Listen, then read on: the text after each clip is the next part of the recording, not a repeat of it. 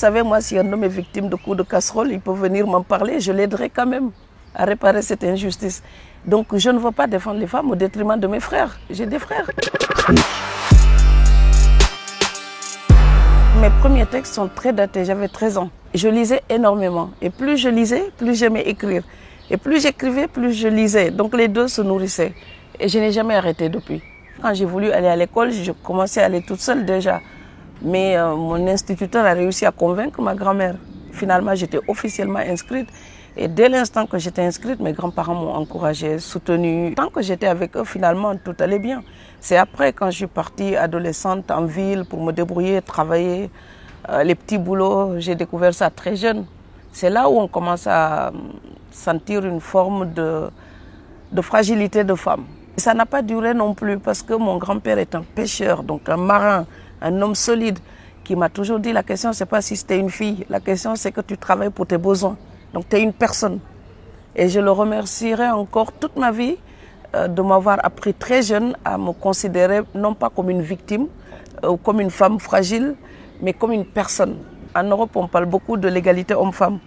Cette question, elle ne se poserait plus à partir du moment où la société s'interrogerait d'abord sur les droits humains d'une manière générale. Si on les respecte vraiment, ça deviendrait naturel de dire, ok, un homme, une femme, c'est une question de compétence maintenant pour avoir un statut, mais ce n'est plus une question de genre. Ce dont rêvaient nos mamans, nous, on le vit maintenant. Donc, vous voyez, on va dans les facs, les universités, on voyage, on travaille. Il y a quelque chose qui change dans la condition féminine. Vous avez des jeunes femmes qui ont des plans de carrière, quoi, qui ont envie d'avancer. Elles sont journalistes comme vous, il y en a qui sont écrivains comme moi, il y a des médecins, des profs. Donc, les métiers se sont ouverts parce que les compétences des femmes ont grandi. Ces secteurs-là étaient réservés parce qu'il n'y avait que les hommes qui avaient ces compétences.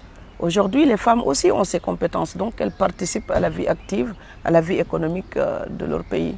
Il se trouve que dans l'histoire, le pouvoir a toujours été du côté des hommes.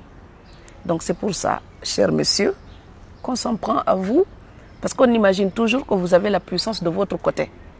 Alors, acceptez de partager cette puissance-là, rétablirait un petit peu la balance. Les hommes forts, ils sont féministes, ils ne craignent rien pour leur pouvoir. Vous savez, la misogynie, c'est un défaut de gens qui ne sont peut-être pas sûrs d'eux-mêmes. Donc quand un homme est équilibré dans sa vie, les femmes ne sont pas du tout une menace. Ce sont des partenaires.